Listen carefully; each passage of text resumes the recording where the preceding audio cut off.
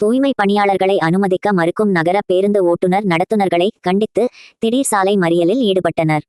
தஞ்சை மாநகர பகுதியில் சுமார் 100க்கும் மேற்பட்ட தூய்மை பணியாளர்கள் பணியாற்றி வருகின்றனர். மருத்துவக் கல்லூரியில் பணிபுரியும் தூய்மை பணியாளராக இருக்கும் அவர்கள் பணிக்கு அரசு பேருந்தில் சென்று வருவது வழக்கம்.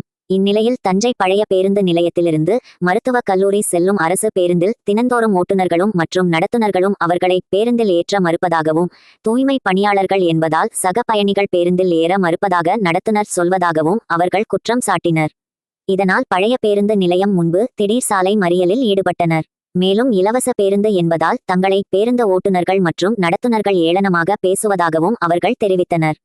தாமதமாக சென்றால் ஒரு நாள் கூலி பறிபோகிவிடும் என்கிற நிலை ஏற்பட்டுள்ளதாகவும், இதனால் பேருந்து நிலையம் முன்பு தூய்மை பணியாளர்கள் திடீர் மறியல் ஈடுபட்டனர். இதனை அடுத்து மேற்கு காவல்துறையினர் சமாதான பேச்சுவார்த்தை செய்து ஆம்புலன்ஸ் மூலம் அவர்களை அனுப்பி வைத்தனர்.